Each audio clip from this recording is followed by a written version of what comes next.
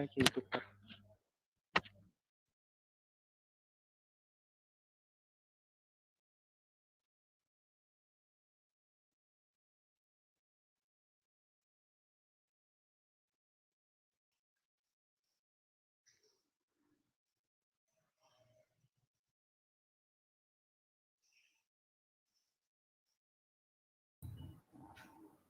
A very good afternoon, Honorable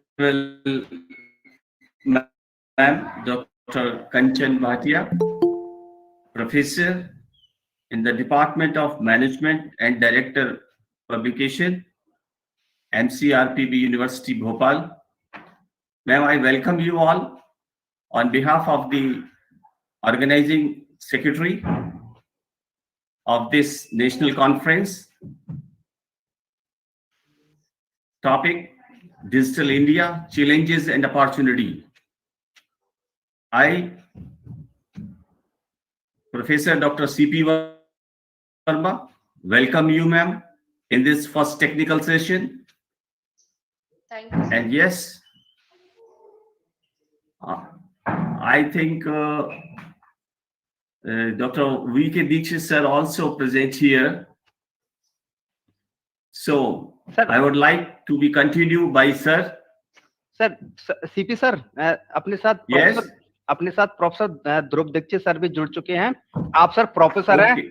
sociology विभाग Kesarwani college Jabalpur में। आप सर यदि आप दोनों सेशन चेयर की इजाजत हो तो हम लोग हैंडओवर करेंगे पूरा माइक विजय दीक्षित सर को कि उस सेशन को स्टार्ट करें। आप लोग परमिशन दे तो sir. Yes, sir, you can start. बिल्कुल बिल्कुल विजय डेफिनेटली दीक्षित सर आप इसको औपचारिक रूप से शुरू कर सकते हैं सर। शुरू जी सर।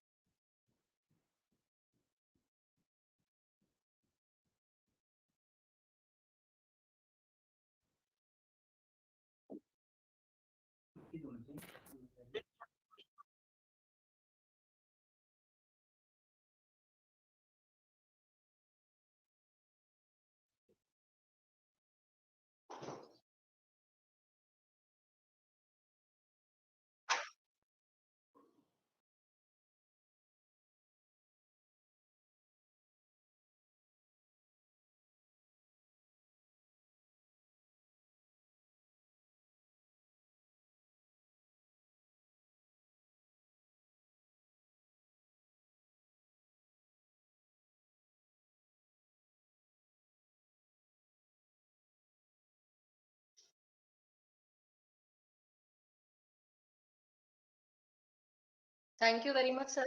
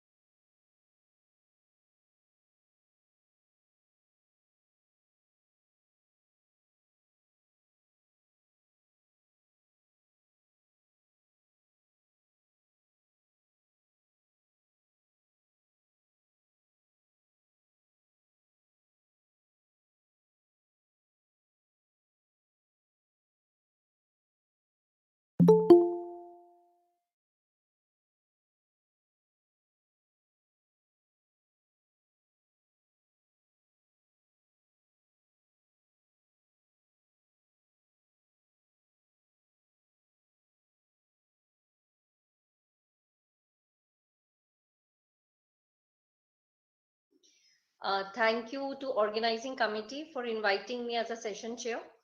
सर मेरे ख्याल से गाइडलाइंस उनको बता दी गई हैं कि 8 मिनट पे वो पेपर अपना समराइज करें और 2 मिनट अगर कोई भी डाउट है क्वेश्चन आंसर राउंड तो वो कर सकते हैं।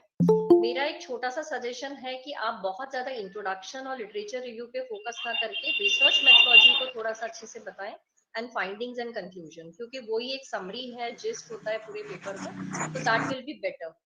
Okay, thank you sir.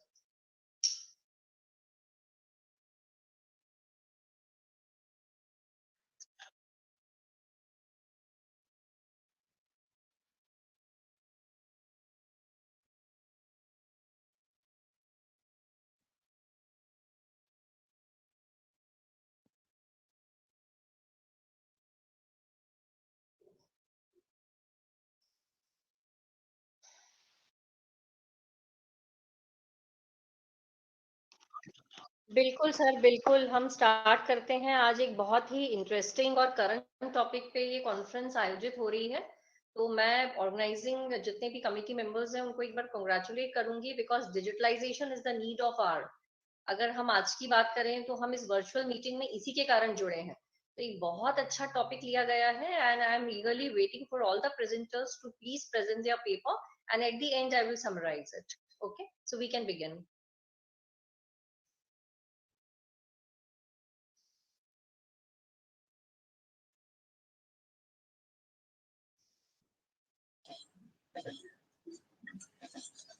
First paper presenter अपना पेपर प्रेजेंट कर सकते हैं आप, mister Sujit Babura Chauhan. Okay, am I audible, sir? या ऑडिबल ऑडिबल, आप अपना पेपर प्रेजेंट करें। Okay. Okay, let me share my PPT, sir, first. Okay, is my PPT visible, sir?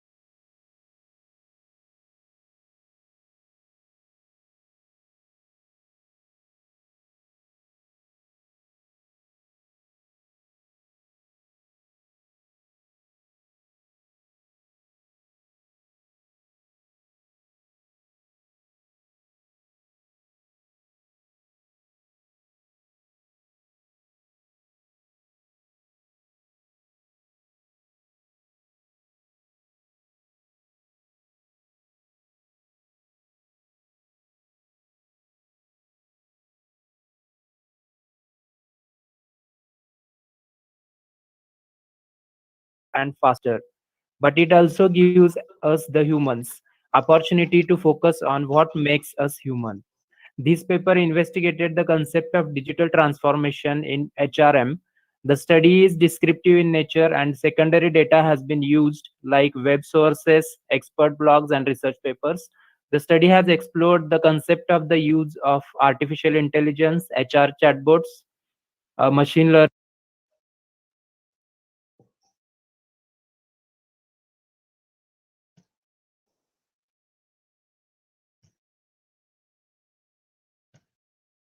Sir आप म्यूट हो गए।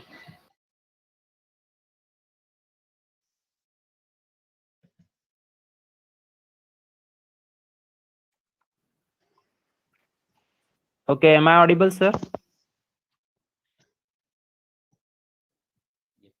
Okay. और ऑडियो में क्या है?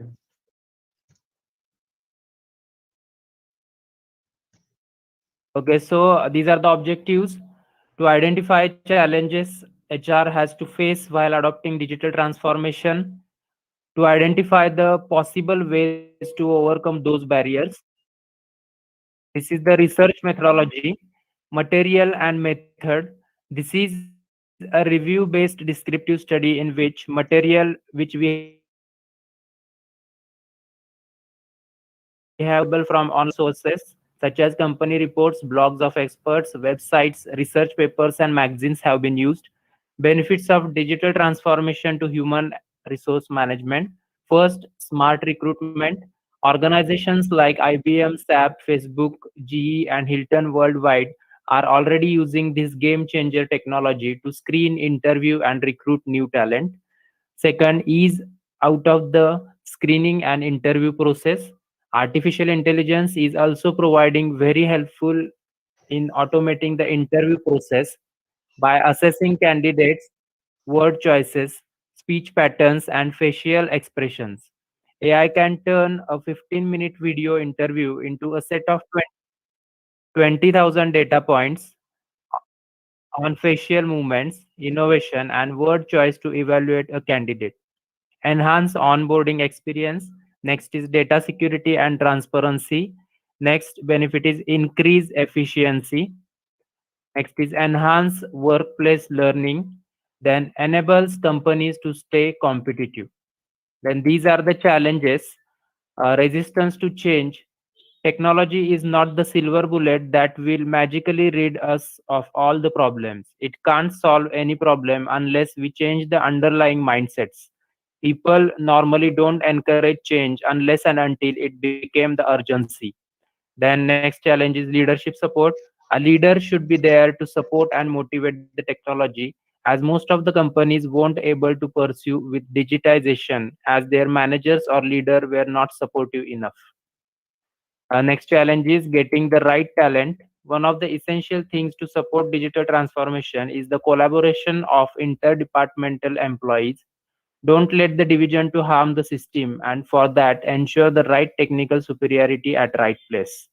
Next is understanding customer. Companies like Amazon, Uber, Airbnb, and Tesla have changed the expectations of the market forever.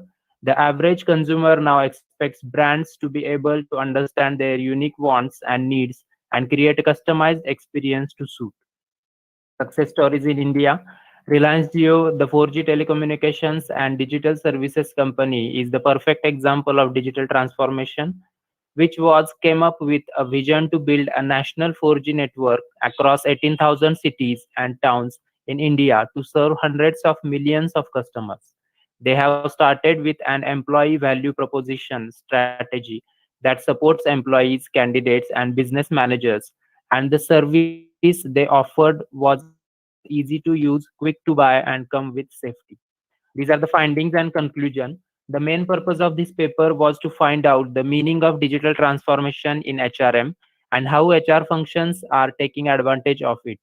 Artificial intelligence, big data, cloud solution, etc. are some of the tools that companies are using in making their HR functions and employees stronger, faster, and smarter.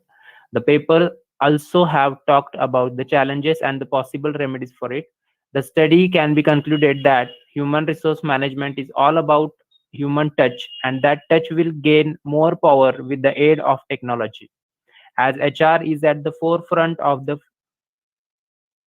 fourth digital revolution, it's important to facilitate this advancement without impeding the human element. In India, also technology has helped companies like Reliance Jio, Hero Motor Corp, Kaya Limited, Jindal Steel and Power Limited, and many more companies in managing their talent, services, and requirements in a more streamlined way.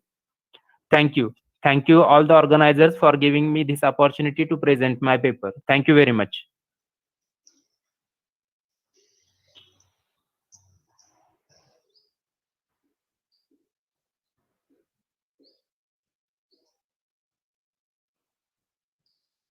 Okay, thank you, Sujit.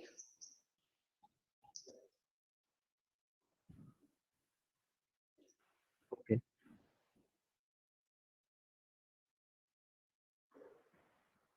Okay, sir.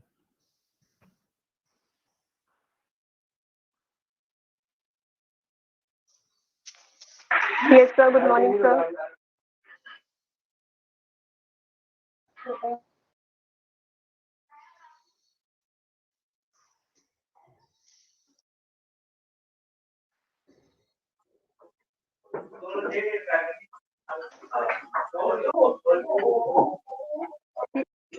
Yes, sir.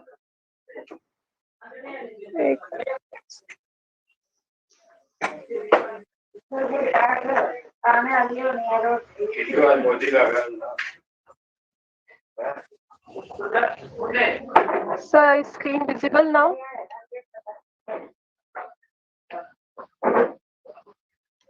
Yes, The it screen is visible? Yeah. Visible, visible. Yeah, visible. Okay, sir. So I am Dr. Rachna Sharma from Government MAMPG College, Jammu. And my research paper on role of modern technologies in the higher education sector. And today is changing the way students learn, but also the way professors teach. Times are changing and technology is everywhere. Today, the teaching learning process become more digitized, and there are modern and rapidly changing disciplines taught outside the walls of traditional education system. So in this paper, I will discuss the technology tools, mode of learning, and technological solution to the learning. And finally, this paper explore how the technology for the learning such as smart product, artificial intelligence, virtual reality, and augmented reality, voice recognition for learning, how smart universities work in this period of COVID-19, and core technologies plays a crucial role in the high technological sector in the country. Major issues in traditional educational system was most of the colleges and universities have shortage of qualified teachers and lack of physical facilities. And colleges in rural and remote places do not even possess basic facilities for a conducive learning environment for students. The quality education would require a large scale expansion of higher quality expansion of the opportunities, and however, physical expansion of such facilities is fraught with both infrastructural and human resource limitations. So, why we choose the topic of role of modern technology in higher education sector today? We everywhere we see all the students, all the universities, all the colleges, and everywhere we use digitization. And so we first role of modern technology in higher education sector is voice recognition for learning. And speech recognition or speech to text or voice recognition is technology that recognize speech, allowing voice to serve as the main interface between the human and the computer. Speech recognition technology facilitates student learning as well as how the technology can develop to advance learning in the future. Although speech recognition has a potential benefit for students with physical disabilities and severe learning disabilities, and the technology has been inconsistently implemented in the classroom over the years.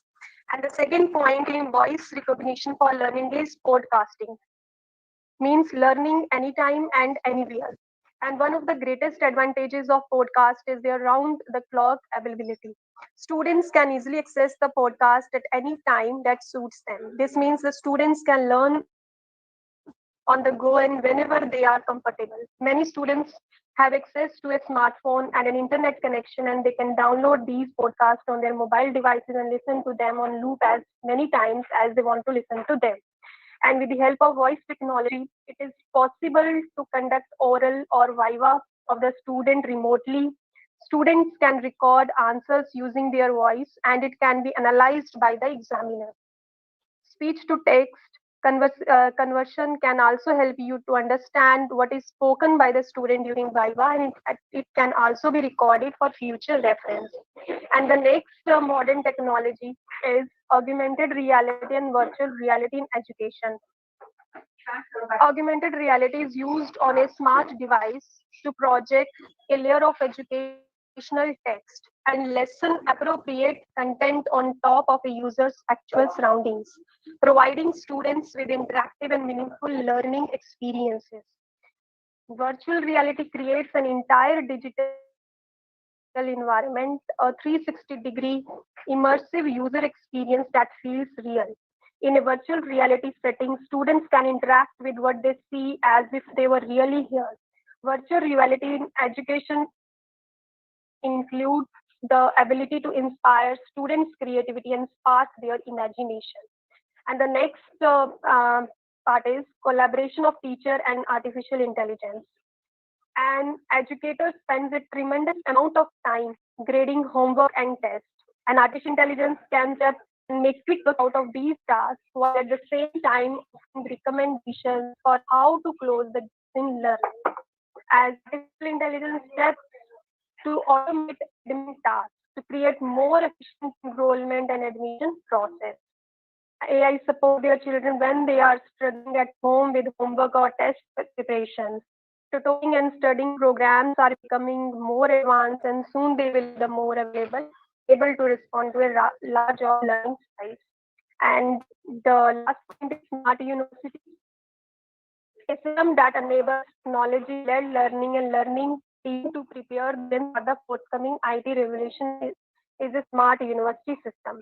The potential of university management system has been large extent when COVID-19 outbreak paralyzed the whole education system across most parts of the globe. The university systems are really smart, with best pedagogy, assessment, and teaching learning.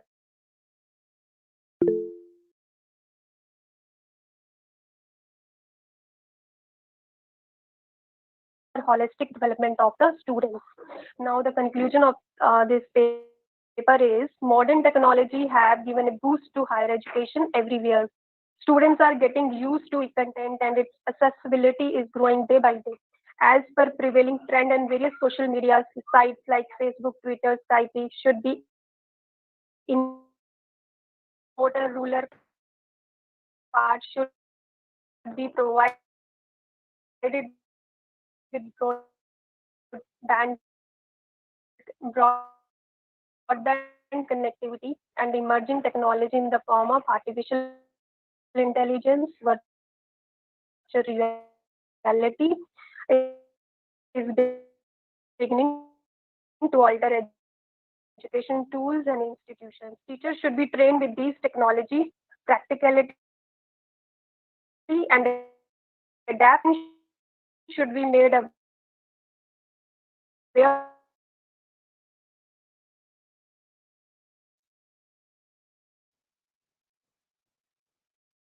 about the free availability of digital content by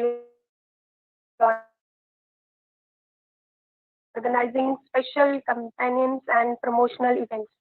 Even though most experts believe that the critical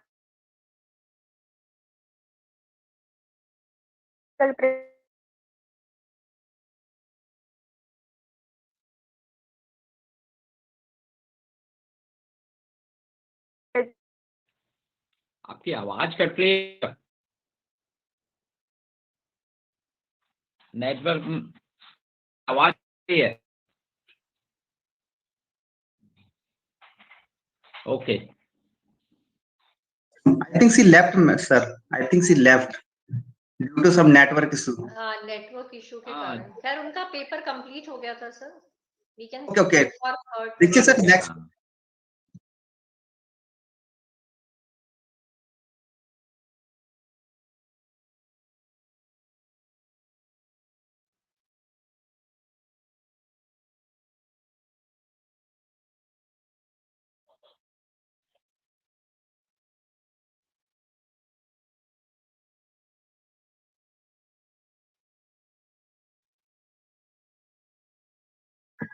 Yes, sir. I'm part of the. So just give me a minute. Yes.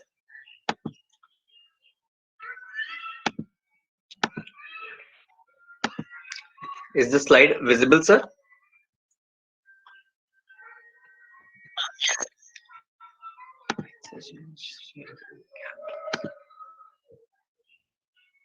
Am I visible? Okay, so the topic is media literacy in context to digital media.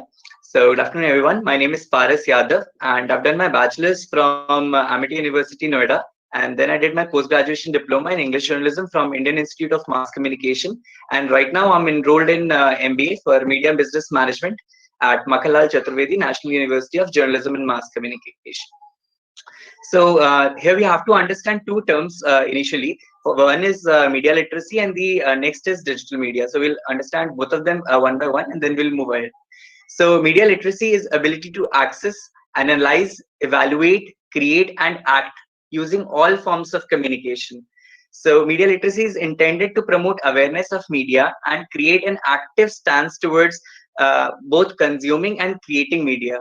So here we have to understand that the media literacy is not teaching with media, as most of the people wrongly assume it to be.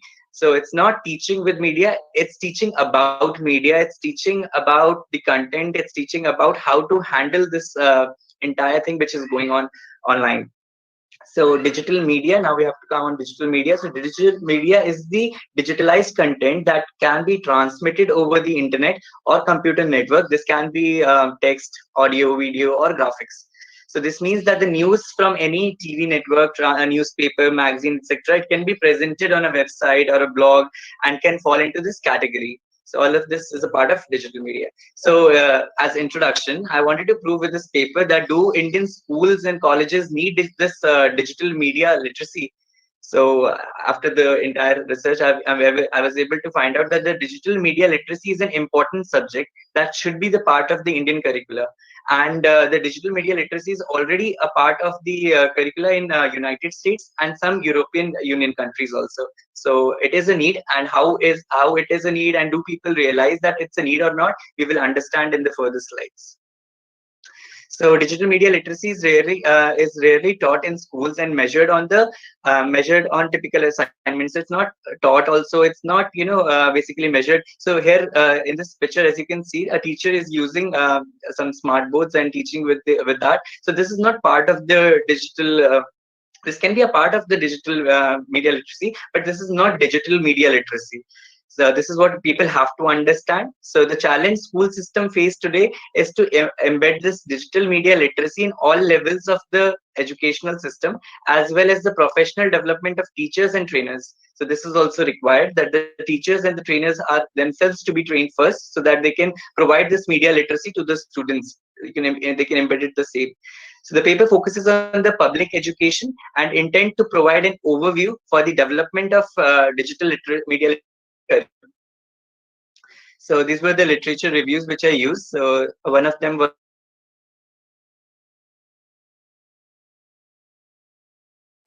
gone through this NCERT's ICT program for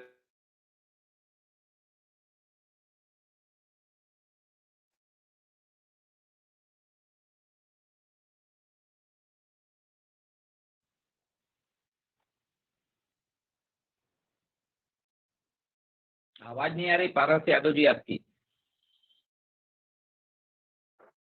Your voice is missing.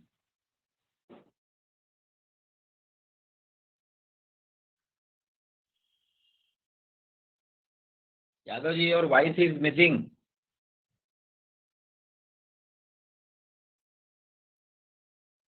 Hello. Wait a second, sir. I'm trying to.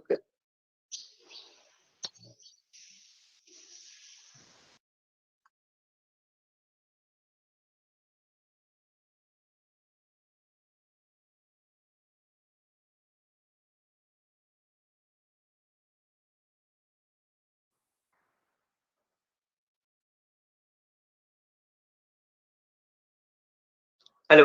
Can you hear me, sir? Hello. Am I audible now? Okay. Yes, you're audible now. So, what was the last thing? Should I start with research methodology again?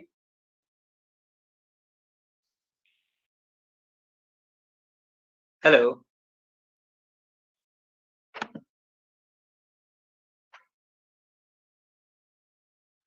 Somebody else is presenting, I guess.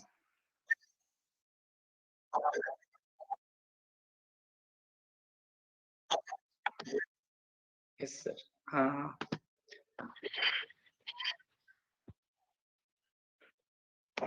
Should I start with research methodology again?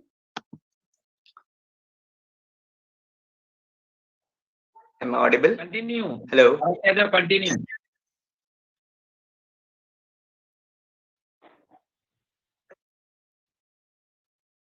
Mr. Paras Yadav, continue your paper. Present. Okay. Age group that I chose was from the age group between 13 to 30 years. and the key stakeholders are used to drive this conclusion of this research. So this was the data analysis. Yes, sir. Yes, I'm concluding. So basically, these were the findings. These were the age group. Majorly, the students were 63% of the say that they use internet all day long. And when I asked them, "Are you aware of digital literacy?" 94% of the people said that they are aware. But in further slides, when I asked them, but it was not the same. The case was not true. So I asked them, is this digital literacy? As I told you, the teaching with media is digital literacy. So this is the disparity, and this is the problem which we are facing, that people don't really understand the concept of digital literacy, and we have to embed that into the children and to the faculties also. These were some other questions which I asked, and to conclude, I also asked them the question that, do you think that the digital literacy is important and should be taught in school? So this was a great success, as most of the people, like everybody, said that this is the need of the hour and it should be the part of the curriculum. So to conclude, there is a need of media literacy in our education system, especially in context to digital media. It is not just required for the development of a being. Students are focused, they are aware about the concepts, but still they fail to analyze the concept properly, which may lead to severe problems in future. Hence, the paper projects how badly we require digital media literacy, and steps taken by the government towards ICT are not sufficient enough without the digital media literacy. So this is all. Thank you so much.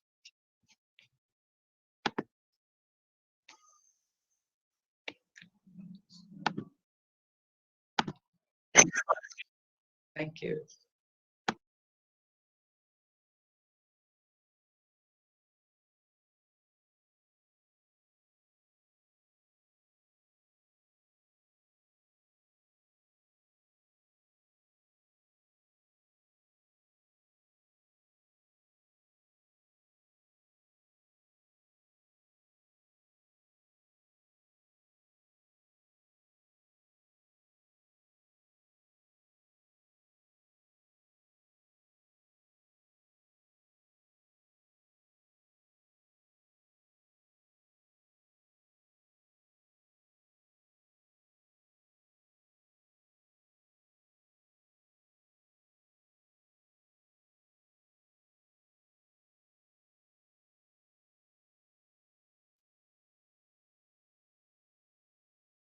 Yeah, thank you, sir. Am I audible? So, good afternoon, everyone. Am I audible, sir? Hello?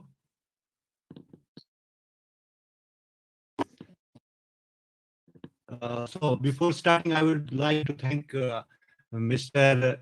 Dr. C.P. Verma, sir. He has been very helpful and he motivated me for this conference. Thank you, sir. So basically, my presentation is. Thank you so much. Thank you so much, Arshad.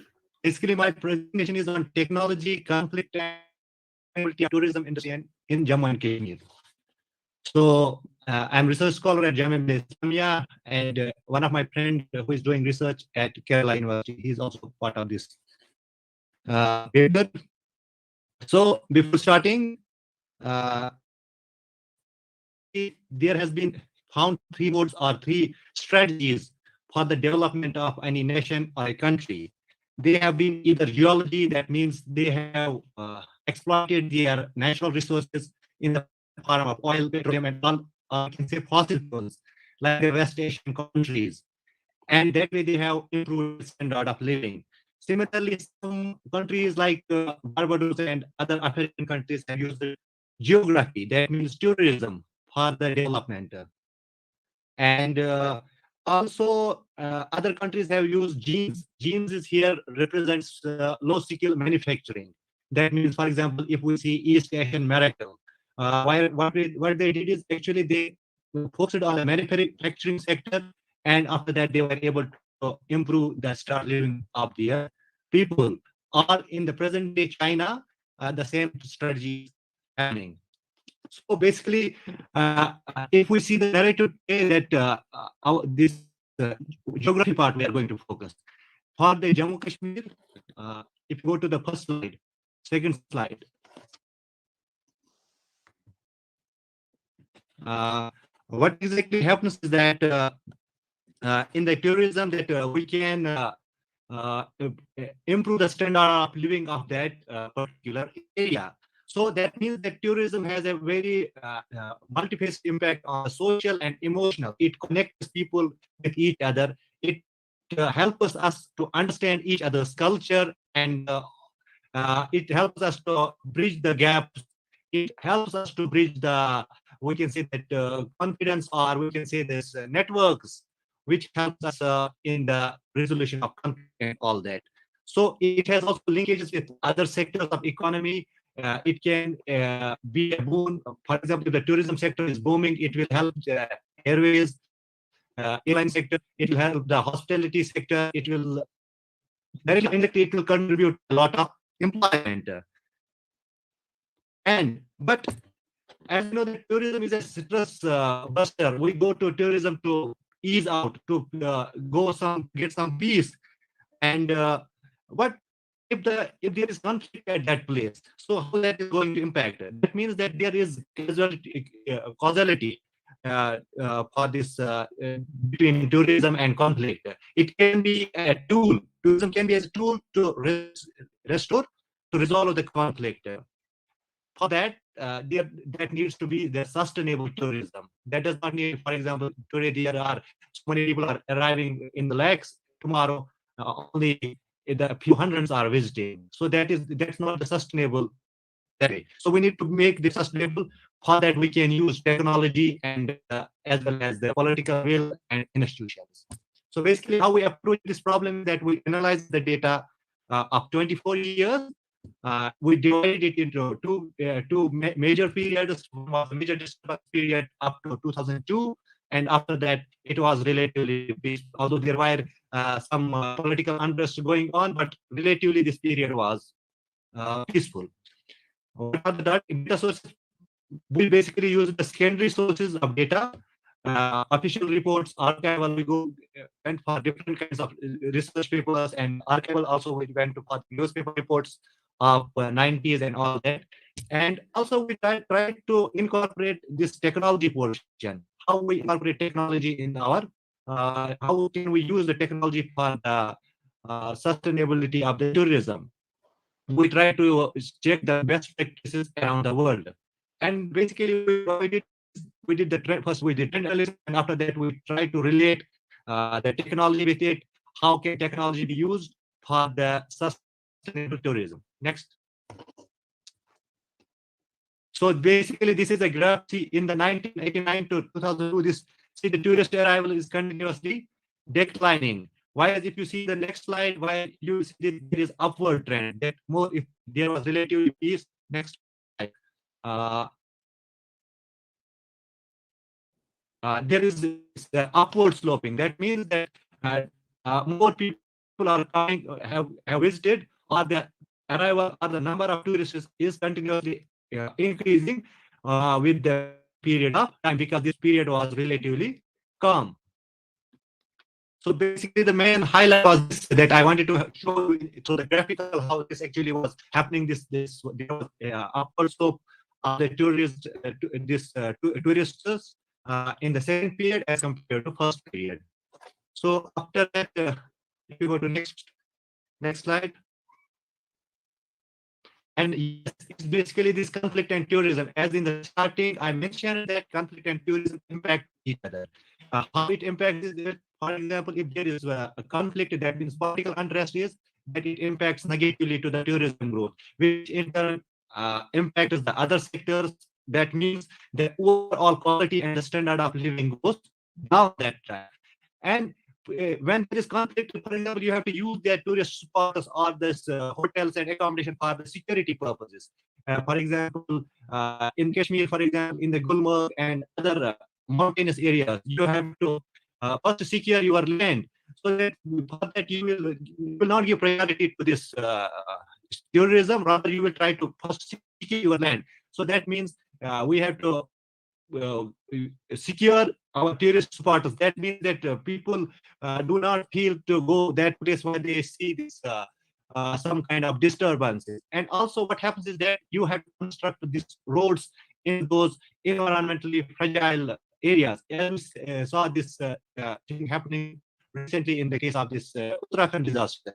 And also what happens is that your these resources or revenues are diverted to that to fund those unwanted or expenses, which otherwise, if there had been peace, you don't have to incur those costs.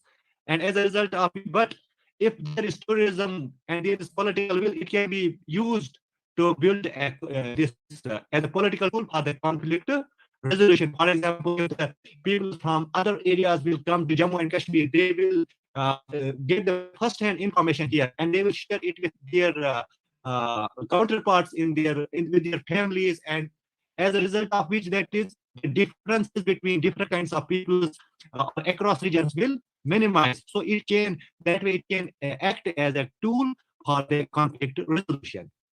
Next slide.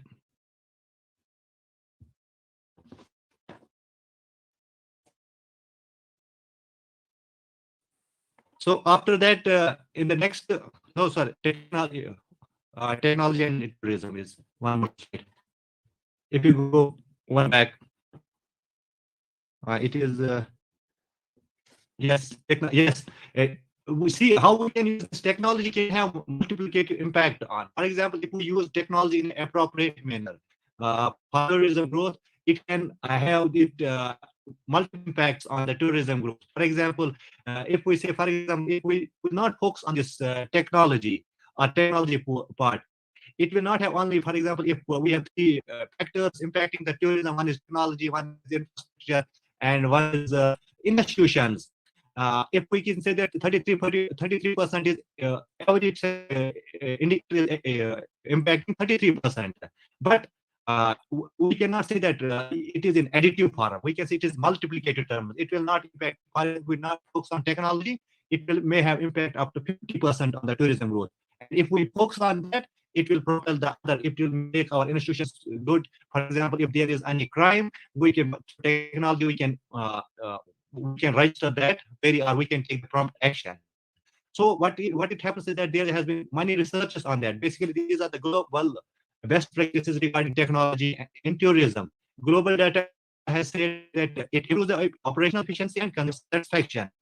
And when we have this internet connectivity, what you can do is that you can connect with friends, post on the social media, and hope that you can do this marketing of this and minimize this differences between different kinds of people.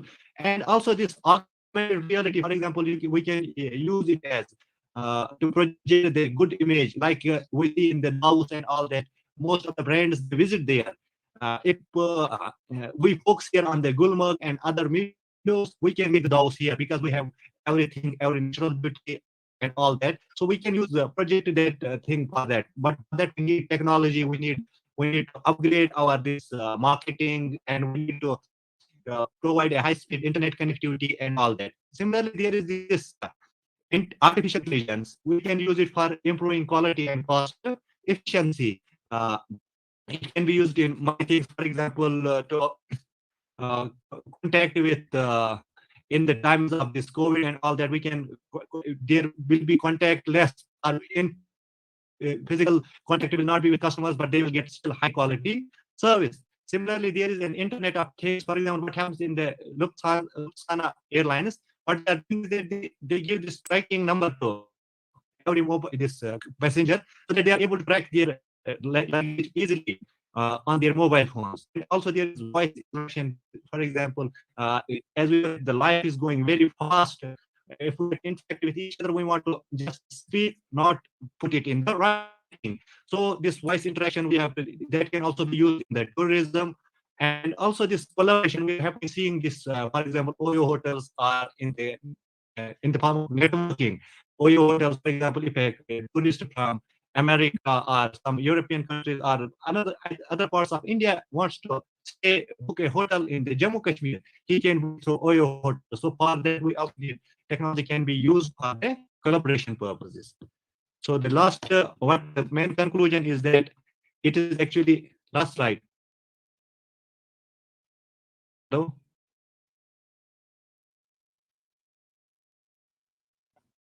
So basically, it is an escape path from low development, but this tourism needs to be sustainable. That means it should be more eco-friendly. We should not do the development, or we should not promote tourism with this haphazard tourism growth, or the more tourism growth at the cost of environment. It should be according to what is the carrying capacity of that place. It should be managed in that way, and we should also rely more on eco-friendly projects and all that, so that it becomes more of an leisure activity and it remains environmental friendly. So in short, we can say that it can aid in the promotion of tourism, and technology can be used in the promotion of tourism and make it sustainable. Thank you.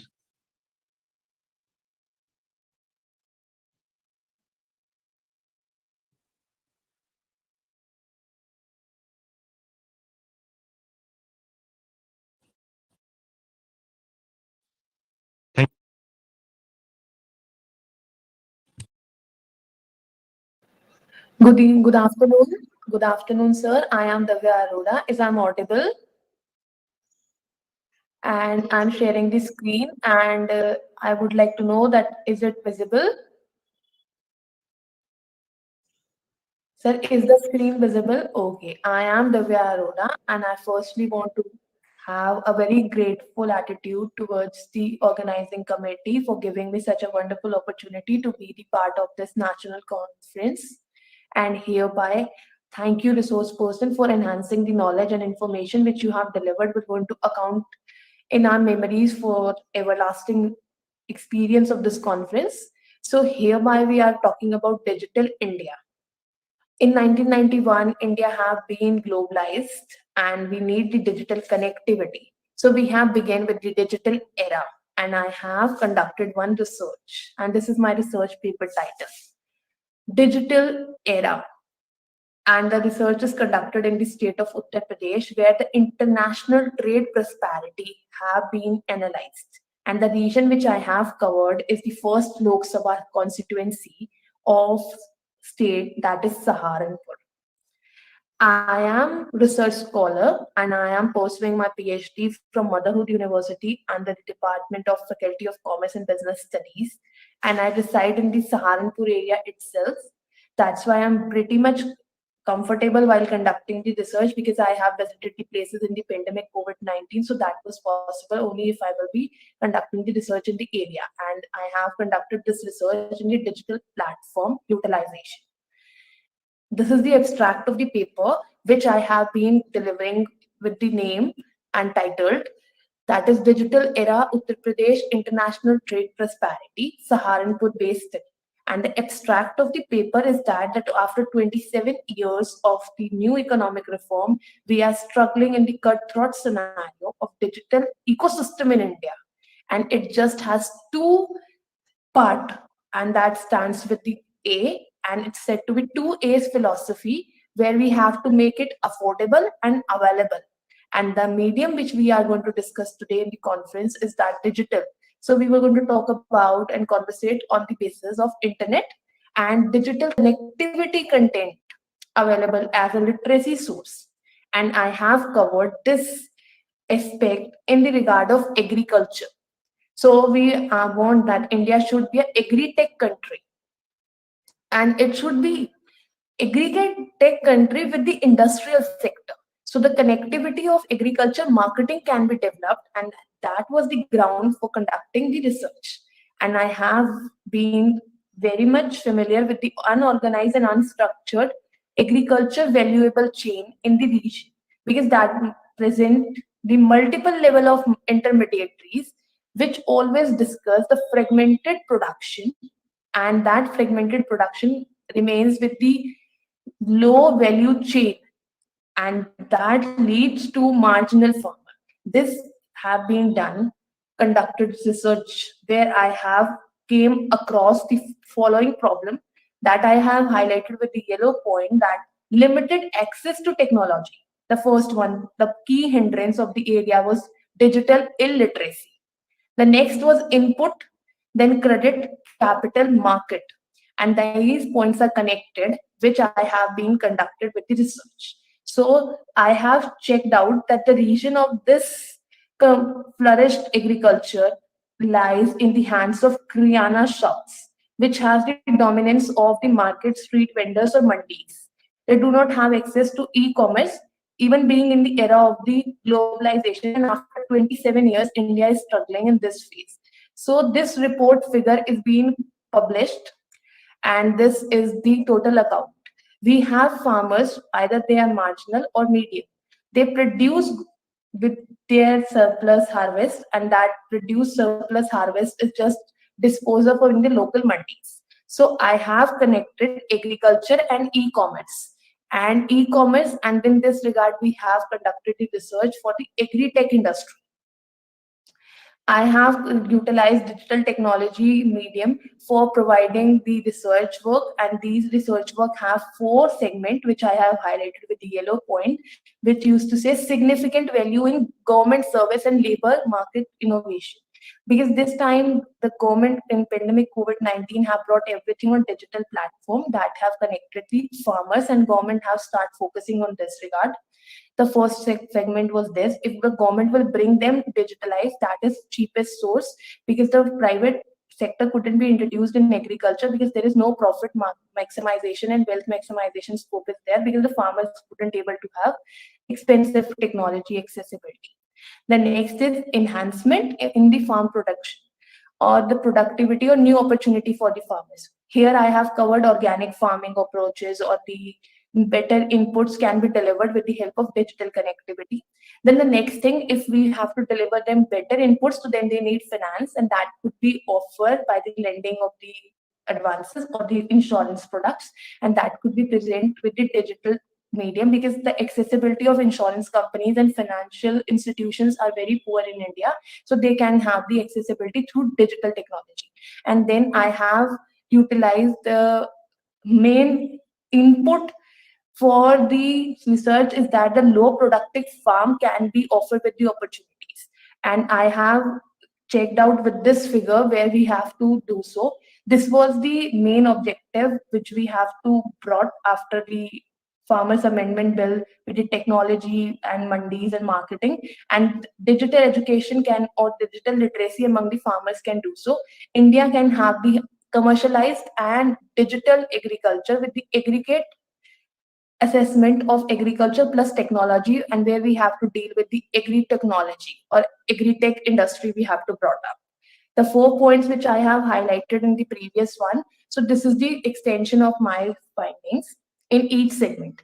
Digital application, online payments की जो transfers आपकी government ने pandemic COVID-19 में direct DBLT में की है, direct benefit transfers linked account में की है, that have created a history, and that brought the collateral and imagination executed solution to the input companies invoices credit to the farmer. जो उनके bill spendings थे वो direct transfer हुए, and the pilot program, because it is started in pandemic COVID-19, have enhances, and that digital connectivity with farmers have enhanced it to 10 to 15%, and that brings the stability of income. Then the digitization, the government also tried it in 2013 when they were UPA government transformation have taken place to India BJP government, but that failed. So after having this phase, then the new phases have been introduced. जो 2013 की असफलताएं थी उससे उन्होंने e negotiation warehousing receipt की एक beginning start की, and they have delivered this transportation and warehousing hindrance to a solution, and even installed in this pandemic with installing internet connected sensors. So this also brought the digital technology accessibility in labor market as well, and the government service, because the migration rate was very high, so they do not want that the farm and the migration labor problem जो arise हुई है वो solve ना हो, so that's why they have. And one thing, they have delivered this e-negotiable warehouses with the objective to save food lost in spoilage or in storage, in transit. And the next is accessibility of this. I have connected farm productivity to new opportunity, and I have just highlighted 3 major points which I have covered. Farmers को मंडी तक लाना है और उनके साथ equipment share करने to have better accessibility of the inputs and mediums or the equipments or the asset they used. Then if you will going to have them better high tech assets, then they will be having automating processes, and that will going to manage your farms with excess produce, and that can be disposed in the international market rather than in mandis. And then they can collect data where the market is accessible and how that can be found, and that is evaluating data action drive, and that is for farmers. And this could be in the regard of the doubling of farmers' income, which is the goal of the government, and the farmer amendment bill is there. And it could be attained only with the technology, because we are living in the globalization era where boundaryless business is there. Then the next thing, in order to do so, boundaryless business and better inputs you have to supply. So then you have to lend loans, and these loans and insurance process is going on. And India is connecting banking system with digital technology, that is net banking. Then we have phone, Paytms, Google Pay, etc. And that can bring out the agriculture subsidies in their direct account, and they can use from the place where they are. They do not have to visit the banks every time, and this have increased the credit accessibility, and they can have finance to seek buy fertilizers, pesticides, inputs which they require. And this have been the blessing in the pandemic COVID-19. And the next and the last point, which I have conducted, the low productivity industry farms produce can be turned as an opportunity. So this said to be the digital education. And in the regard of agriculture, so we can have the weather pattern, we have the soil test laboratory established, and they have been produced. So the agriculture universal marketplace can be India. This target was being set out with the age of 2025, and doubling of the income can be attained by the next year. So the increased yield can be done only and only if they have the proper accessibility of information about the opportunities, as particular area is very good for the one yield produce of one crop. So the crop choice can be only provided if they have information. The fertilizers, better conditions of weather's forecast can help them. So this can increase $50 billion business to $70 billion business for economic value of this country. And this could be possible only if there is crop cycle, because we have market, but we do not have the accessibility to that market, because organic farming in India is very prominent. And I am living in the area whereas ITC is very prominent in this region, in cigarette factories there in Saharanpur. So they have conducted this e-Chopal, and I have visited their industry and their websites as well, where they have generated this digital medium of technology. And this is the exactly empowering the farmer. And they are connecting it with the medium of mechanism as well, and they are doing the work with the labor, and that agricultural laborers are not migrating because they are providing the basic facilities of this region. So e-Chopal is started by the ITC Limited.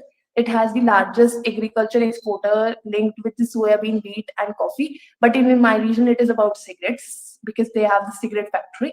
They have the marketing and agriculture connectivity, where they provide the farmers a digital literacy, which pictures I've shared with you in the further slides like this. They connect the desktop production and transforming life of the farmer with this medium. And this e-Chopal targeting farmers every time.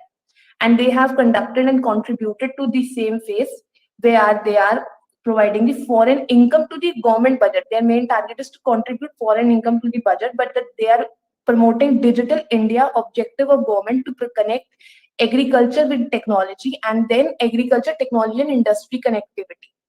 So hereby, this is the visit of that area, and the contribution of this is that they are contributing to 10 villages at a time with a farmers reach of 600.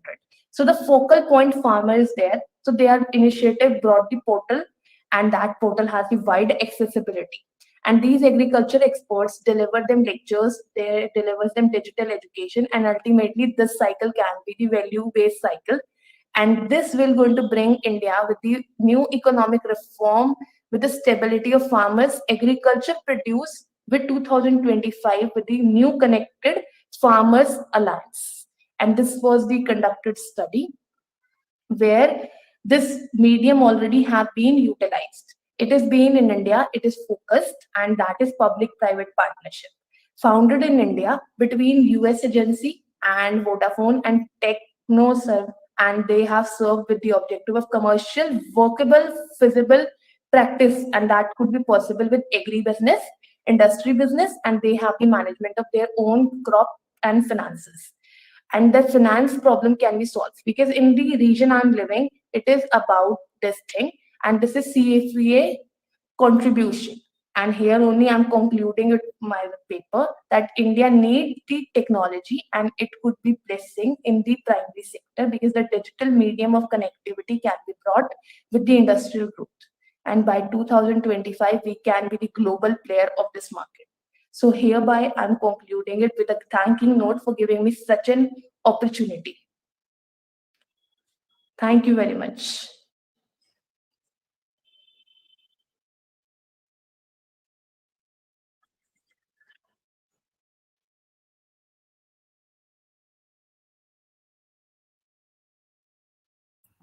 Sir CP Verma का Vaishnavi present करेंगी। वैष्णवी है वहां पर? Yes sir, I am here. हाँ, sir एक थोड़ा सा यह है कि हमारे पास समय की लिमिटेशन है, तो अपना अपना पेपर बिल्कुल समय सीमा के अंतर्गत प्रेजेंट करें। आप सभी से विनम्र निवेदन है, प्लीज समय सीमा का विशेष ध्यान रखें। Okay.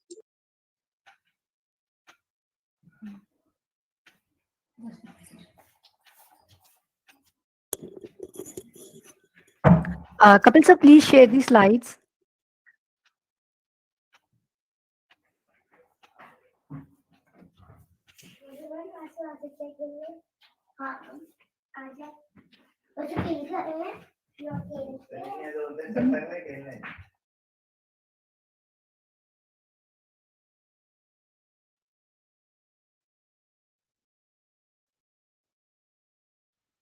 Vaishnavi, start your presentation. Yes, sir. Good afternoon, everyone. I'm here to irradiate before you all my research paper with the guidance of Dr. C.P. Verma from Sanskriti University, Mathura. And I'm a research scholar, Vaishnavi Sharma. So coming direct to the point, my topic is Digital India, a new way of life. So basically, we all know that Digital India is being launched by our Prime Minister of India, Narendra Modi, on 1st July 2015, with an objective of connecting rural areas with the high-speed internet network, improving digital literacy. So the vision is basically inclusive growth in the area of electronic services, products, manufacturing, and job opportunities. So the government of India has basically entity the Bharat Broadband Network Limited, which executes the BharatNet project in the custodian of Digital India project. It has mainly focused on three areas. First is this providing digital infrastructure as a source of utility to every citizen. And secondly, the governance and services on demand. Thirdly is to look after the digital empowerment of every citizen. Digital India is established with a vision of inclusive growth in the area of electronic services, product manufacturing, and job opportunities, basically. Next, its motto is to empower. So there are three core main components which have been focused in this initiative. There are digital infrastructure creation, digital delivery of services, and digital literacy. So these are the three main core components which have been focused in this mission. And the advantage which we will be getting by this initiative is it will encompasses the plan to connect the rural areas of the country with the high-speed internet network, and on the platform of digital adoption. And the India will be ranked among the top second country globally, and the digital economy of India is likely to cross 1 trillion by the year 2022. It will be. After that, if I talk about the more advantage which will be having by the Digital India is around 12,000 post offices branches in the rural area have been linked electronically. Secondly, there is an increase in the electronic transaction relations related to e-governance.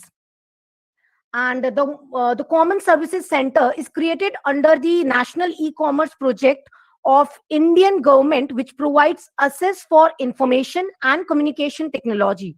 So through the computer and internet access, It provides multimedia connect related to e-governance, education, health, or telemedicine, entertainment, and other government and private services. So basically, it has been established of digital villages along with the well-equipped facilities such as solar lighting, LED, assembly units, sanitary napkins, production unit, and Wi-Fi, etc. So basically, internet data is used as a major tool for delivering of the services, and the urban internet penetration has reached 64%. So presently, the number of daily active internet user has reached 300 million from 10-15 million daily users. And also, it is being estimated that the number would be double by the year 2000, ahead by 21 or 22. So major sectors under the Digital India program has been initiated are like BharatNet, BSNL next generation network, BSNL Wi-Fi services. And if I talk about the products, in the products, it has been major sector is digital lockers, national scholarship portals, e-hospital and ORS, e-signs, Digital India platform. These are being focused in the products. And if I talk about portals and applications, it has been focused, the applications which have been initiated is Digital India portal, mobile apps and books, My Government mobile app, Swachh Bharat Mission app. So it has been focused in the portals. Institution policy, if I talk about, it is National Center for Flexible Electronic, Center of Excellence for Internet of Things, e-commerce policy initiative under Digital India, Electronic Development Fund policy. So this is in the institution and policies. And in the Indian Railway also, it has been taken so much of initiative, like for in the e-tickets, SMS services, e-catering, online reservation system, and the state transport services, cab services, bus tickets, and mobile recharge, and in many more. Right. And next, literature review, if I talk about, Digital India has been initiated in many areas of interest, and numerous researches have been done on this in this discipline. So because of the great significance and influence of the economy as a whole, in this technological sector and in this digital era and Digital India concept, many researches have been done. So further, and if I next talk about the research objectives are next in the next slide, to examine the features of Digital India and for new way of life. Secondly, to evaluate the opportunity and challenges with the special reference to Digital India, and to find our concept and innovative idea to achieve the objectives of Digital India. And in the research methodology, it has been explanatory research. It is based on secondary data from the national and international journals, and it has been data has been taken from articles, government reports, books, newspaper, magazine. It has been used for the wide collection of academic literature on Digital India.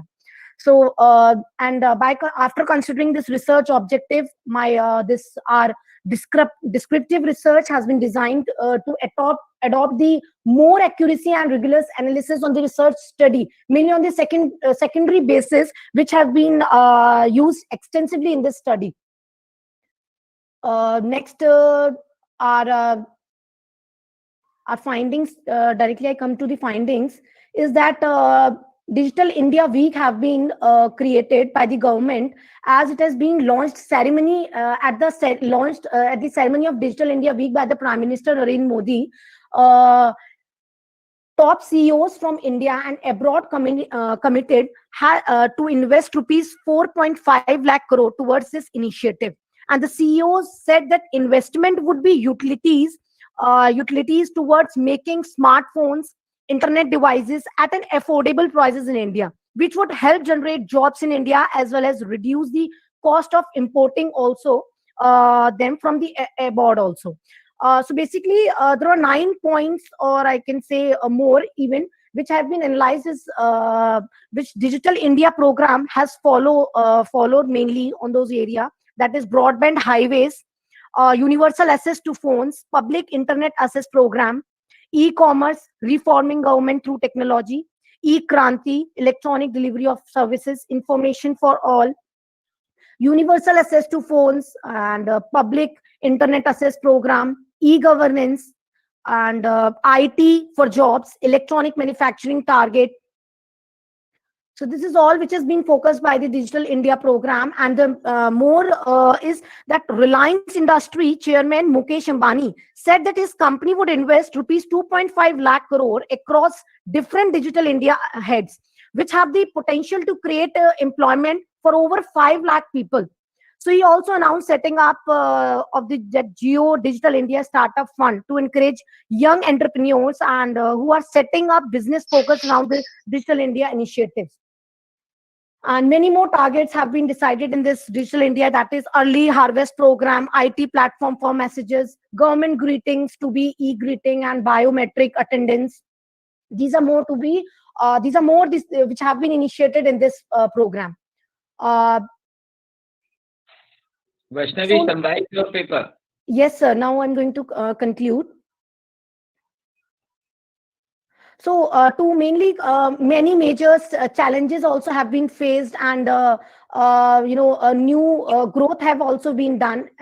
So the government of India has mainly has taken an initiative through the Digital India mission to connect the rural areas of the country with high speed internet connect, apart from the various initiatives taken by the government these India. So there are challenges which are being faced by the government, is the daily internet speed as well as Wi-Fi spots are slow as compared to the other developed nation.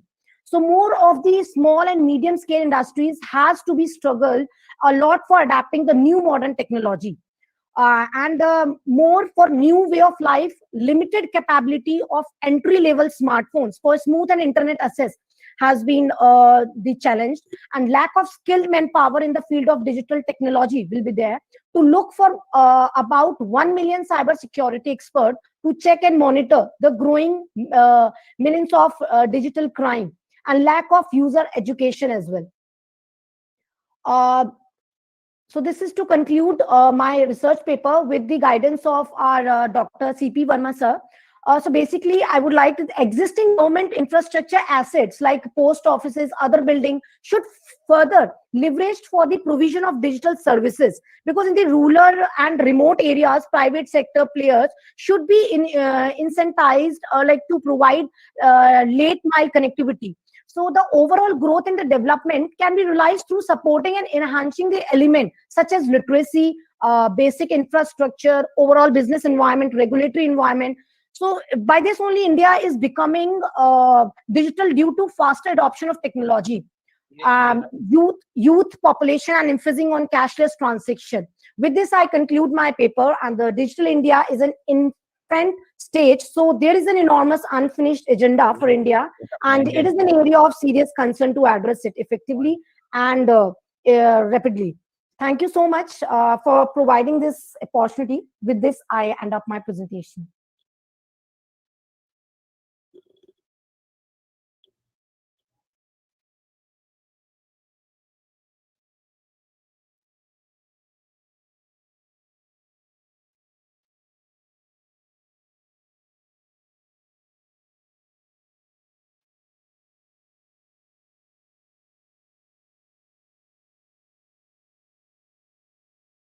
मैं available हूँ sir? Yes sir, जी बिल्कुल उपस्थित हैं sir.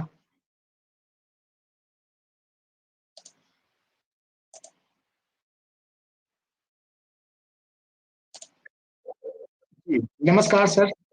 जी जी बिल्कुल, मैं बहुत बहुत आभारी हूँ, हृदय से आभारी हूँ हमारे एक्सेल रिसर्च मैनेजमेंट इंस्टीट्यूट का, डॉक्टर दीक्षित सर का, कपिल सर का, और हमारे प्रोफेसर ध्रुव सर जो यहाँ उपस्थित में, जो कि मैं देख पा रहा हूँ।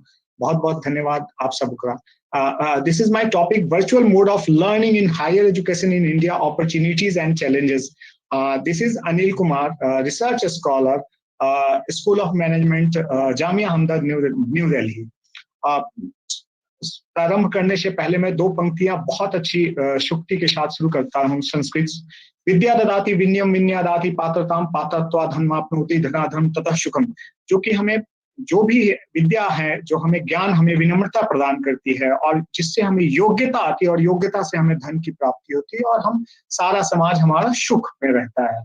When we are starting our without taking any much more time, this is a very relevant subject and the topic after the COVID-19 pandemic that abruptly the world is facing, but India as a digital leader, the providing the and facilitating the educational institution a good quality of services through their internal or national level digital startup that EduTech and other devices, and we are able to sustainable growth towards our educational system. This is my topic, that the virtual mode, and this is also my research topic. I'm here presenting that in COVID, many educational institutions earlier, they are working on face-to-face, but after the abruptly outbreaks of the pandemic's SARS-CoV-2, that is the COVID-19, the entire world changed. There is a few literature review on the virtual mode learning or e-learning in McBride Conjugate in 2014, and Singh and Truman has defined that synchronous of the learning, that opportunity for the social interaction through the digital mode. My study objective of the study is to explore the virtual mode education in higher education in India. To conduct, second one is to conduct opportunities and what are the challenges, that analysis of virtual mode in higher education in India. And finally, they provide the suggestion and recommendation for virtual mode in higher education in India. My research methodology, that is the descriptive. I have taken various books and journals, and through the search engines that I prepared my paper. And it is the virtual mode during the COVID or in the outbreaks of any earthquake or natural calamity. It is very viable that we are working on the virtual mode education system. And we know world is facing the same problem, but the world is also running on the same platform very rapidly and fastly. There are a few list of the natural disaster that we are facing other than the pandemic and new normal situations. But the educational system through this mode, we are very fastly working. And the opportunities that the virtual mode, that is there are a lot of scope and digital involvement, designing of flexible programs. We can design many programs and strengthen skills, even problem solving, critical thinking about that, and we can adapt them. And user can of any age can take the services of virtual mode education system through SWAYAM, MOOCs, the many platform, Indian government platform running right now, eGyan course and the ePathshala everywhere available at the fingertips. An innovative pedagogical approach is also our opportunity. And there is an innovation scope with digital environment, digital development, designing flexibility programs. And we can also strengthen our skills, problem solving, and an innovative pedagogical approach. And few challenges that I have, these are the very few challenges that cannot be sustained in near future, because we are rapidly growing on technological platform. Technical glitches that come and go, it doesn't matter, but our education system is running very smoothly. And learners sometimes capability and confidence level, initially it was, but right now everyone has mobile system and the laptop. They are adapting the new technology. They are also time management, but due to the virtual mode, we are also anywhere, anytime education system is available with the Indian system. And distraction, sometimes frustration, anxiety, but we can choose our timing as per our requirement. That is the beauty of the virtual mode education. And sometimes physical attention, it is the in higher education, I think this also cannot be sustained in near future. We are adapted to our new technology. My conclusion and suggestions is the maybe learning technology, maybe some difficulties in initial stages, but we are overcoming it and resilient and online learning after that events. And we have learned a lot of things from the new situation, new normal, and we overcome over the all the difficult lines and difficult time we are running, and somehow we manage our education systems with the help of Digital India Innovative and Digitech and presently the virtual mode conclusions and my few suggestions also, that through our Government of India Digital Modi, Pathshala, Swayam, MOOCs, etc.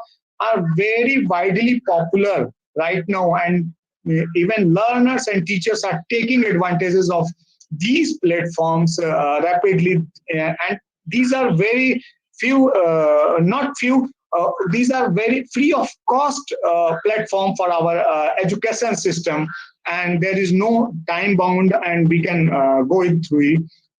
Few suggestions are here. We can constraints to the few students, 100 to 200, and lectures should be accessible in mobile phones or their software. And watching already recorded lectures, we can see through eGyansala, our other platforms.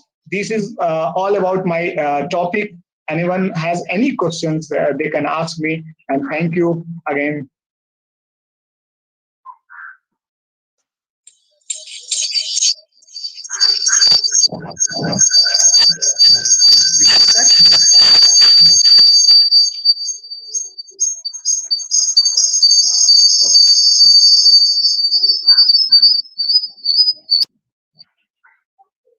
Thank you, sir. Dikshit sir, please continue the session.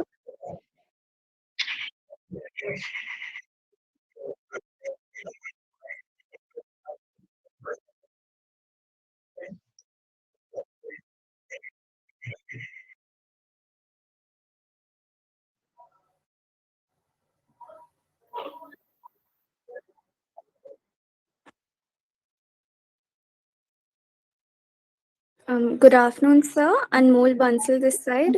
May I present my paper? All right, just give me a moment, please.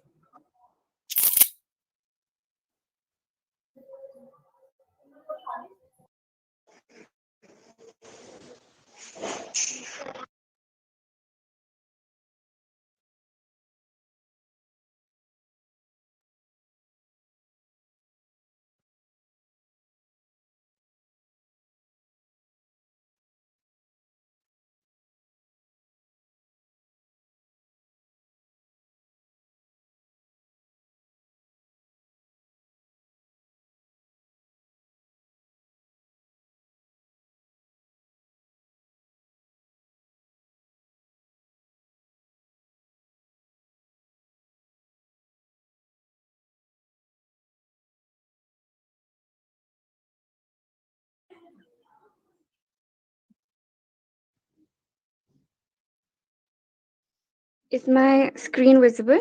Is my presentation visible? Okay. Okay, thank you. So a very good afternoon to the scientific community. The topic of my presentation is safeguarding against excessive technology use, strengthening the roots of conscientiousness, a psychological perspective. So conscientiousness is one of the 5 personality traits that are the most popular in psychological literature, and it basically refers to an individual's tendency to be industrious or hardworking, orderliness or organized, self-controlled, traditionalism or law-abiding, responsible, and virtuous. So the sole purpose of the present study is to delve deeper into psychological studies to unearth a solution that contributes towards more adaptive and healthy technology utilization patterns in a world that is swiftly digitizing. So we will now quickly explore the dynamics between diverse subfacets of conscientiousness and technology utilization. So industriousness. Industriousness refers to individual differences in being hardworking, diligent, and in observing perseverance in the process of goal attainment. Individuals who score high on this work diligently towards their goal and also set high and healthy goals in the first place. It is intuitive that industrial individuals will find ways to accomplish tasks using technological pathways that are healthy and do not compromise on their health. Another fascinating component is orderliness, which refers to the ability to be systematic, organized, and well planned while carrying out activities of daily life. It is likely that highly conscientious individuals plan and schedule their day in a manner that limits the excessive usage of technology and prevents the outcomes that are not so good.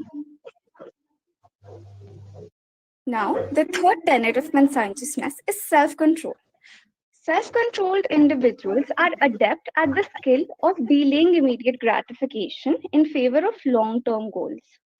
This propensity predisposes individuals to safeguard themselves from unsavory habits of daily life, including spending inordinate time on smartphones or in front of screens, a precaution that holds promising results for their long-term health.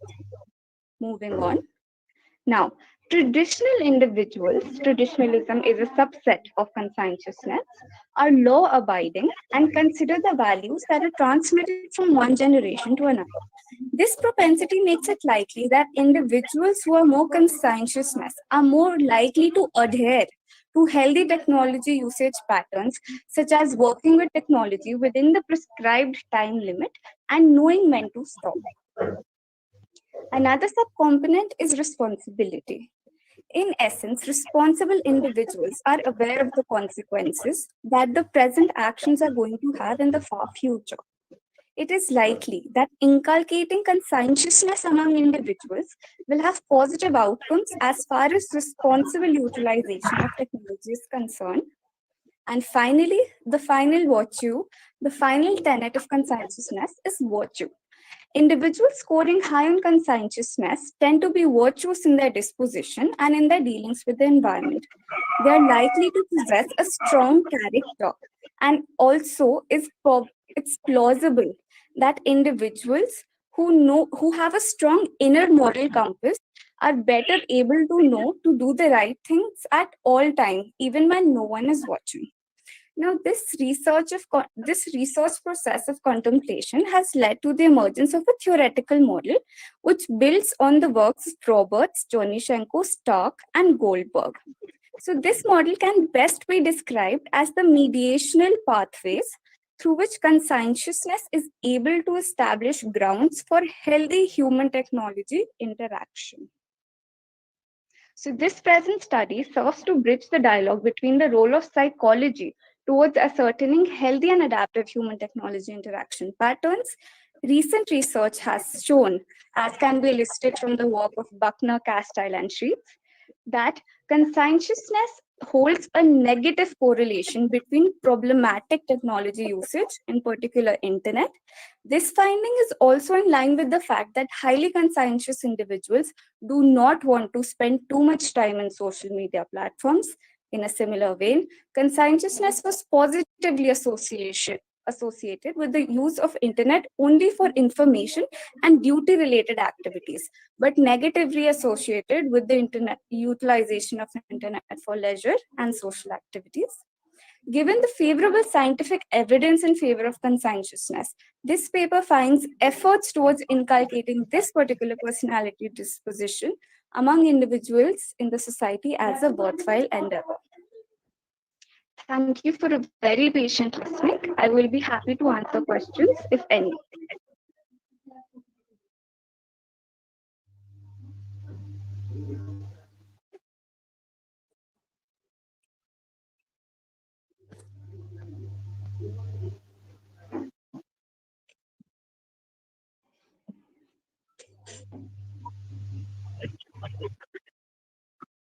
Ji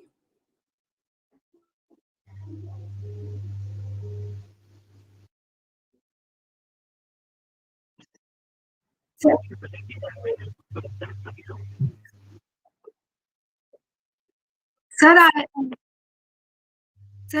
I also just want to present my paper. मेरा paper present नहीं हुआ है अभी तक.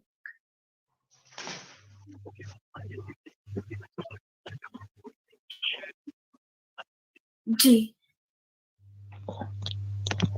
Ma'am समय का बिल्कुल विशेष ध्यान रखिएगा प्लीज, समय का है. मैडम 5 मिनट में आप इसको करिए, है ना Shilpa ma'am?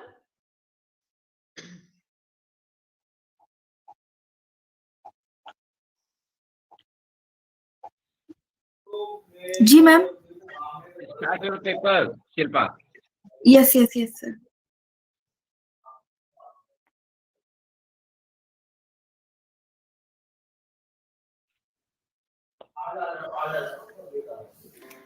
Is this visible to everyone? Yeah, visible. Okay, my paper topic is Youth Entrepreneurship, Startup, Career and Challenges. Good afternoon, everyone. To my seniors, respected everyone, this is Shilpa Rathore, UGC NET qualified. This is a scholar from Jivaji University. So, just before introduction, this is firstly I would like to introduce my topic. Just I am just introduce this and what is entrepreneurship. Just like readiness to improve the career and both as to readiness to develop the choices as their owner of the development, career choices and economic development, and rises and solid apparatus to support self-assurance and monetary strengthening. Just like to now key areas of the topic. What are the key areas? Just like entrepreneurship. First, my key area is entrepreneurship. Entrepreneurship is the process of creating something new with value of devoting the necessary of time and efforts. Just like the owner of ourselves, just like we are thinking they are now, just like in today's areas, in today world, there are so many youths who want to develop their own business. They don't want to require to do jobs with any of their circumstances. And now second key area of my topic is startup. Now startup is a young company founded by one or more entrepreneurs to develop a unique product or services and bring it to market. Its support intensiveness as business visionaries are probably going to think of thoughts what's more open doors that have not been generally investigated and exploited. Just like there are so many youths nowadays want to start their own business, but there are they face so many challenges and career issues because they are having so many challenges, just like money problem and something new. Just this is my research problem mainly depend on in India. Countless startups come up in past few years and an extensive number of them need to close down inside its underlying years just because they didn't get any type of support from their families. They didn't get any type of investment, and they are not having any new ideas, new policies. This study examines turns to grandstand the narrative of a startups, and that being a brief time frame prior and is developing at a quick pace. The study will promote different proposals and motivations that could be used by the forthcoming business peoples for taking their startup higher than ever. Additionally, it would give a knowledge to the provokes confronted and how to beat them. Now, these are the objective of the study. Firstly, to analyze the awareness of different schemes of government of India among youth, to understand the perception of youth toward entrepreneurship, to study the strategies that took BAN Studio to the highest. So, research methodology. To present a study uses case study design of research. A profound understanding is given in the working of the choose organization and how it figure out how to support and develop in the market. The data collected is both primary as well as secondary. For primary data, personal interviews are conducted with the founders of the BAN Studio. For collecting secondary data, various reports and new articles were used. This is an case study based paper and the case study of BAN Studio. This is an newly startup That's name is Van Studio. This concept, this is totally digital media platform, was started as a pilot project by young engineer called Praveen Prajapati in the year 2018 as a digital marketing.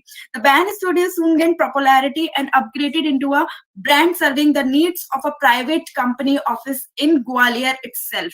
However, it was branded and registered formally in 2018 when the founder decided to expand it and run it as a private limited company. Since then, they have not looked back and getting new setup at different locations, just like in Gwalior or in Bhopal. The main idea behind starting up this venture was to fulfill the need of the customer and an affordable price with utmost care given to quality. This was said by only the founders of the this Van Studio. This is new startup. Now, how it's began? How it's began this startup? It was in 2018 when the engineer the need of good digital marketing at different locations like educational institution, corporate office, hospital, local governance body. There are so many institutions. They are working in a very popular area, but they didn't get any digital marketing. They didn't serve their services to the needy people. So just like this owner of the company decided to give their services to the needy people, give them digital marketing for business. So he resigned from his respective job and started a small digital marketing business and brand at Kherapati Colony, Gwalior. It was not even a quarter of a year when he was approached by a private company, corporate office, and served the needs of the office. Now, therefore, in mid 2018, he applied to become a private company and were incorporated in October 2018 as Van Studio Digital Marketing Agency. These are the vision of Van Studio: to reach out every corner of Pan India. Mission: quality assured product at an affordable price. The game begins. The games begin with this little concept. The company was set up with an initial capital of rupees 1 lakh, fully paid up and self-funded in 2018. They start their brand Van Studio with different types of services. The basic aim of the company was to provide quality product and appreciable services at the affordable price. Within a span of 1 year, Van Studio has earned goodwill in terms of both quality product and reliable services. The offerings of Van Studio, that is digital marketing and digitalization, has entered into all areas of our life. It is a form of marketing, but through the method of online platform by the use of Google tools, social sites, website, mobile app, emails. Digital marketing covers a wide range of marketing activities.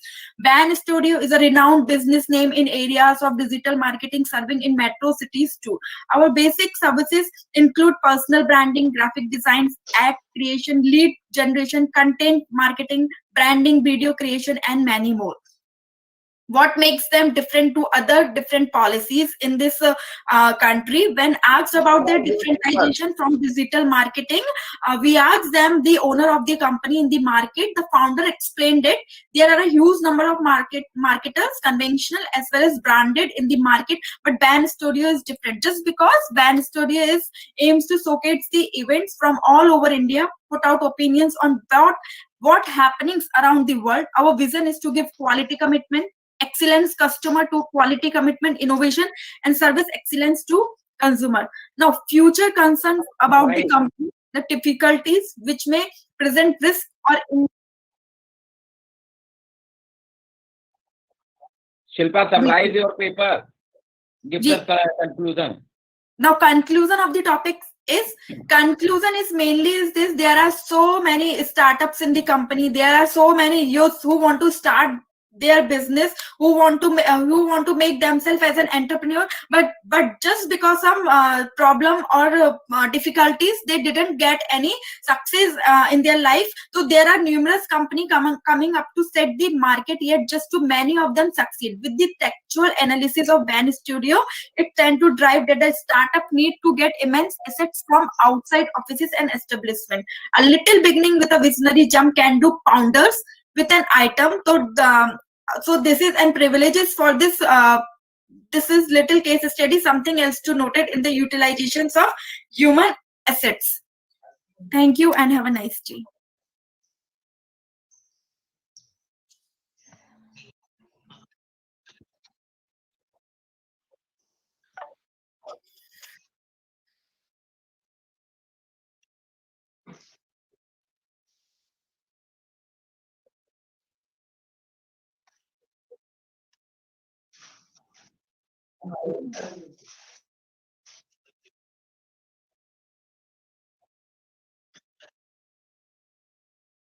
Thank you, Dikshit sir. Thank you very much. मेरी voice आ रही है sir? Yeah. Okay. Thank you very much, sir. First of all, I want to congratulate all the presenters for wonderful presentation. The topic covered in almost every paper was relevant to the theme. So this was our biggest achievement to the organizers of this conference also. Because time is short, so in a nutshell, I will summarize the session. Total 9 papers were presented in this session. The first paper was of Mr. Sujit Chavan, and he focused on digital transformation in HR. Very nicely he has covered that how AI is helpful in recruitment, selection, and all the aspects.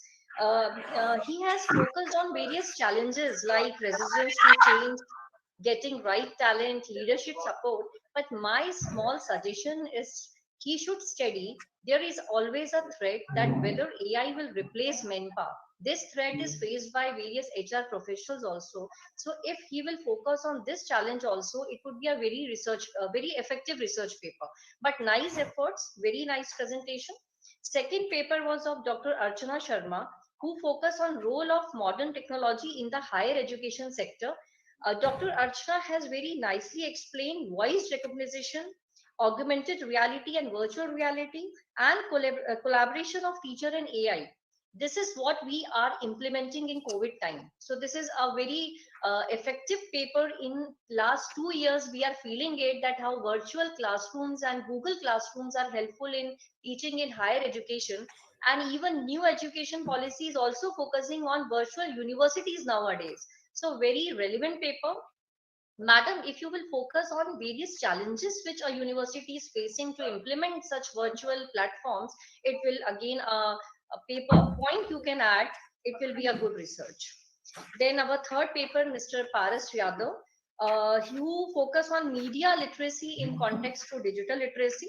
Often one is confused between media literacy and digital literacy. So very nicely, Paras has discriminate about the two things, and he told that media literacy and awareness should be there if you want that digital content should be floated properly to every customer and consumer.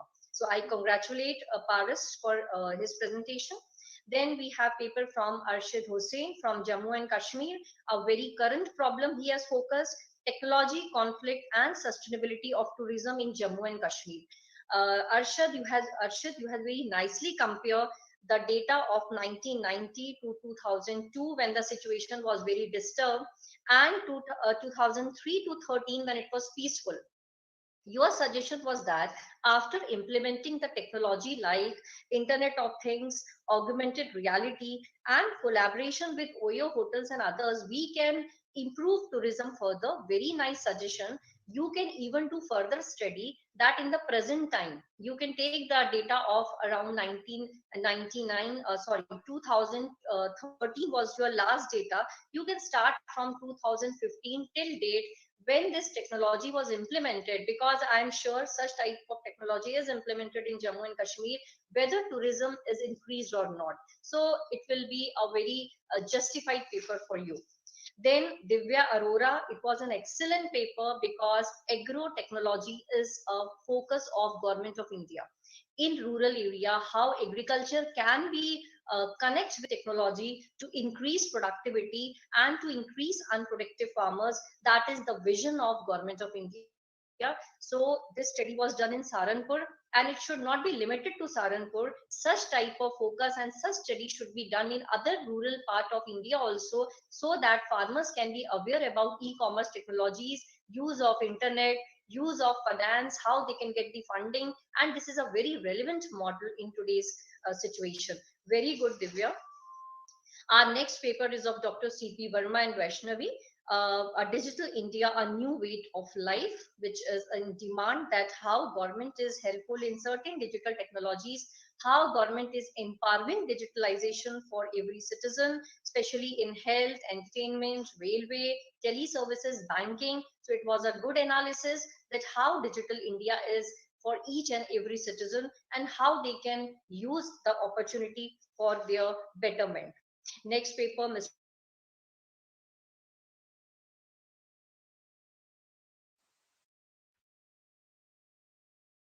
like MOOC, SWAM, ePathshala. But again, my suggestion is that challenges were missing.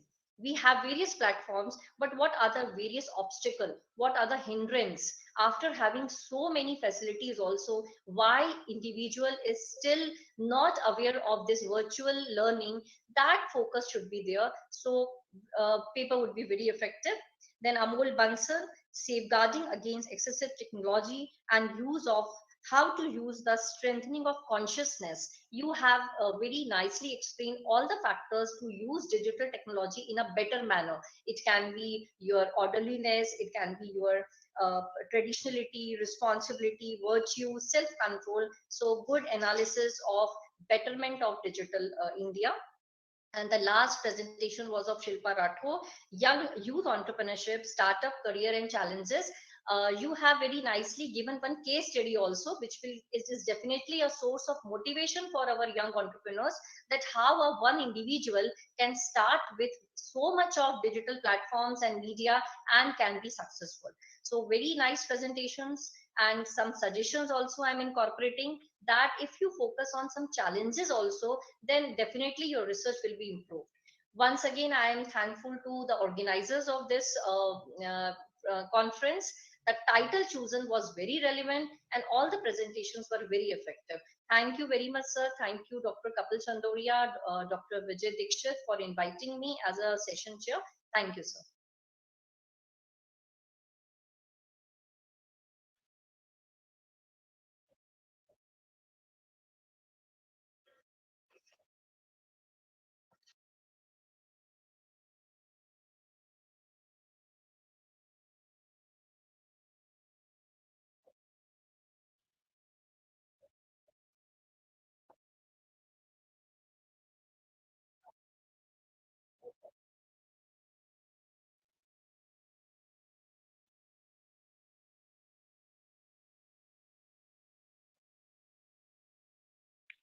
Thank you, Mr. Vijay.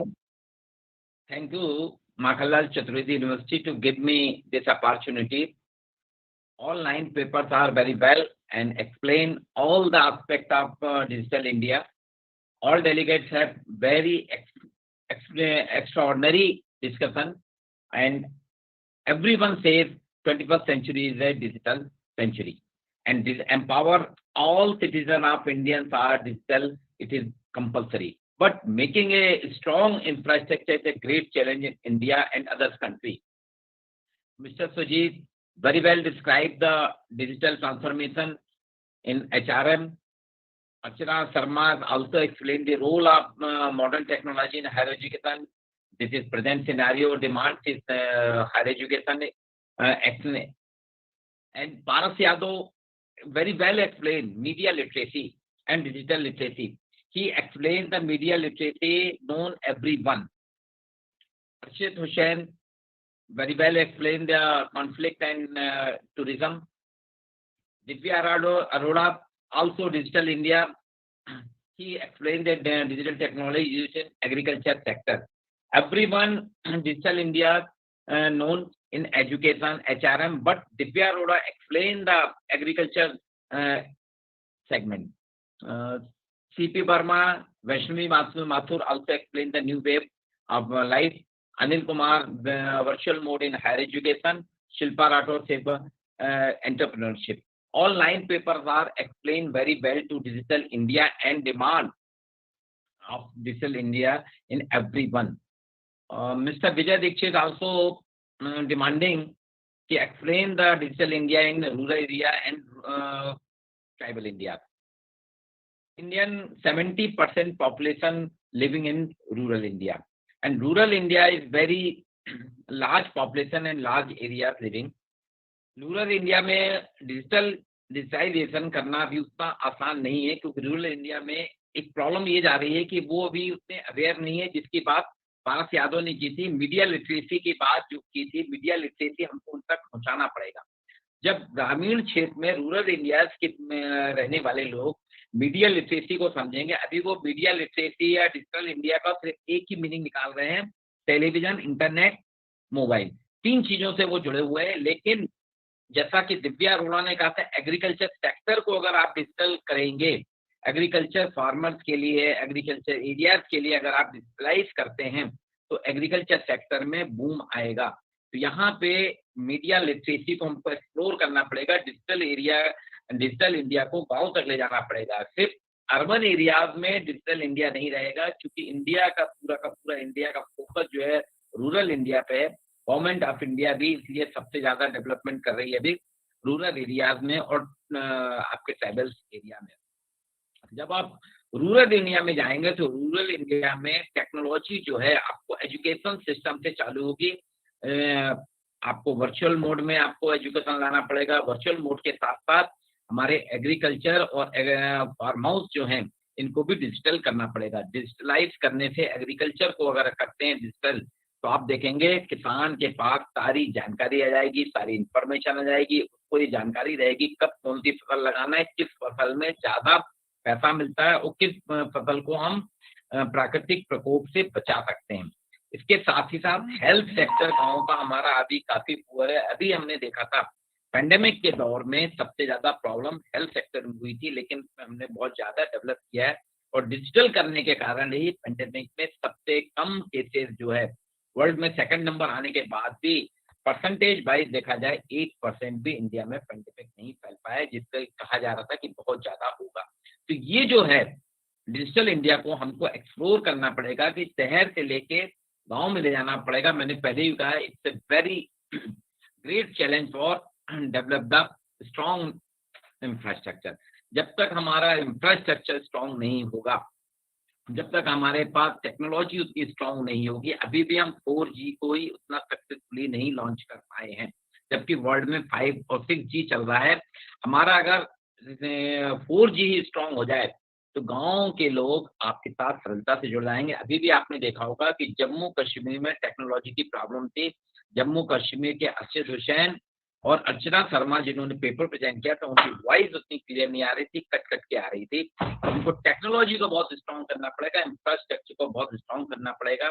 और अंत में मैं फिर से Makhanlal Chaturvedi university, mister Kapil और विजय दीक्षित का अत्यंत आभारी हूँ कि आपने मुझे एक मौका दिया अपनी बात रखने का और इस सेमिनार को जो वर्चुअल मोड पे था इसका एक सेशन चेयर करने का अवसर दिया, जिसके लिए पूरी यूनिवर्सिटी और यूनिवर्सिटी की टीम को मैं हार्दिक बधाई देता हूं कि इसी तरह से आप करते रहिए आगे भी, और मैं अत्यंत आभारी हूं आपका। धन्यवाद।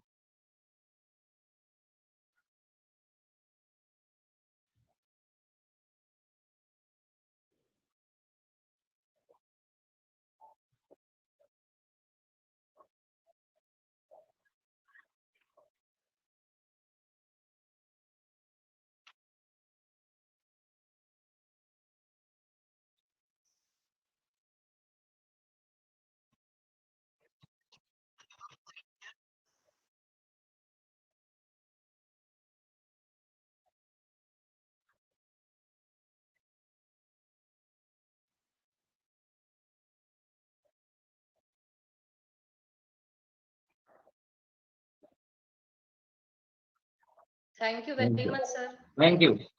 Thank you, sir. Thank you, sir. Thank you very much.